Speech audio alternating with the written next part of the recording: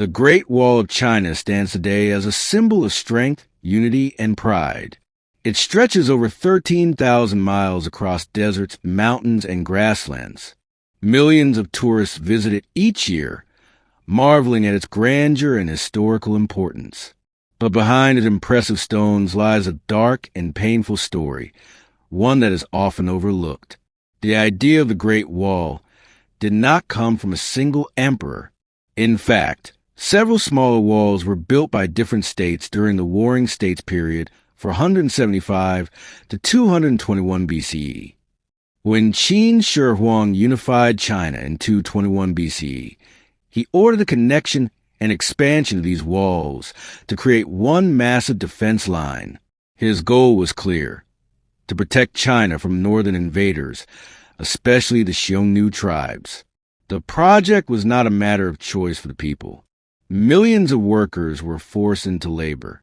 Soldiers, peasants, criminals, and even scholars were among those who toiled day and night. It was not a job people volunteered for. Refusal often meant death. Conditions were brutal. Workers labored in freezing winters and scorching summers. They were given little food, often just simple gruel or a handful of rice. Many became weak from malnutrition, yet they were still whipped and forced to keep building. There were no modern tools or machines. Everything was done by hand. Stones were carried on the backs of men. Earth was tamped down with heavy wooden mallets.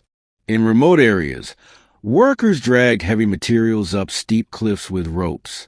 Thousands, if not millions, died during construction. Estimates vary, but some historians believe that up to 400,000 people lost their lives. Their bodies were often buried near the wall, or even within it. This gave rise to the nickname, the world's longest cemetery. The emperor was ruthless. Qin Shi Huang ruled with an iron fist. His focus was on speed and control, not on human life. Laborers who slowed down or protested faced execution on the spot. Entire families were sometimes punished if one member tried to escape. Building the wall was not a one-time effort. Over the next several dynasties, including the Han, Sui, and Ming, the wall was repaired, rebuilt, and expanded. Each time, it demanded a fresh wave of human suffering. During the Ming Dynasty, 1368 to 1644, the wall as we know it today took shape. Brick and stone replaced earlier materials like tamped earth. While the techniques improved, the human cost remained steep. Men were drafted from villages, and many never returned home. Families torn apart by the wall's construction faced long-term grief. Wives waited years for husbands who had perished. Children grew up without fathers. Entire communities were left shattered. There are many ancient poems and songs that speak of this sorrow. Some tell of young men dragged away from their farms. Others mourn the endless labor and the bodies lost to the dust. These voices capture a deeper pain often missing from the grand stories. Why was the wall so important to these rulers? Fear played a major role. Northern nomads, such as the Mongols and the Xiongnu, posed constant threats. Instead of seeking peaceful coexistence, Chinese emperors saw the wall as a necessary barrier to keep enemies at bay. However, despite the enormous sacrifice, the wall was not always effective. Invaders sometimes found ways around it. Other times, guards bribed by enemies opened gates. In some cases, large sections of the wall were simply bypassed altogether. The suffering did not end once the wall was complete. Soldiers stationed there lived lonely and harsh lives. They faced boredom, hunger, and extreme weather. Patrols were dangerous, and skirmishes with raiders were common. Many soldiers died, not in glorious battles, but from sickness and cold. Today, we often admire the wall as a magnificent achievement, and in many ways it is. It showcases remarkable engineering, endurance, and vision, but it is also a grim monument to suffering, control, and death. Modern preservation efforts tend to focus on the wall's grandeur. Few speak openly about the thousands who bled and died to build it. Their stories are whispered in old songs and buried under centuries of dust. When we walk along the wall today, we step on more than stone.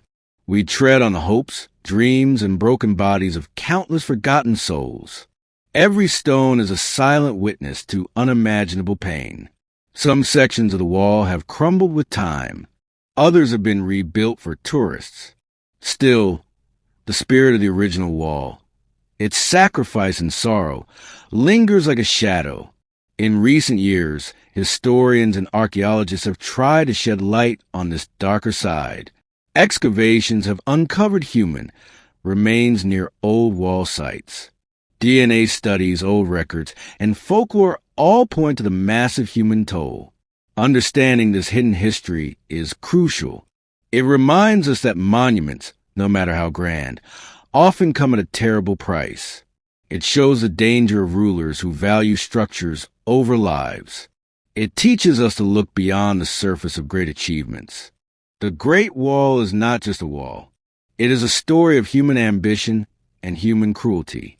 It is about fear and control. It is about ordinary people caught in the dreams of powerful men. When the first stones were laid, no one asked the workers if they agreed. Their voices were silenced by whips and swords.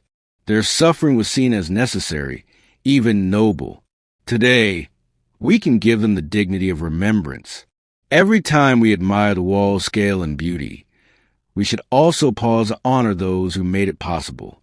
Not the emperors who ordered it, not the generals who supervised it, but the countless nameless souls who gave everything and received nothing.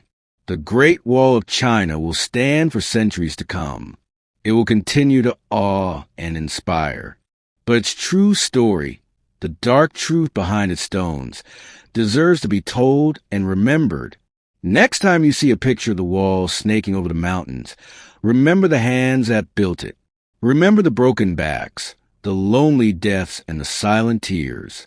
Behind every stone lies a life lost to history, a sacrifice too great to ignore. In remembering them, we honor a fuller, deeper truth. We remind ourselves that true greatness should never come at the cost of humanity.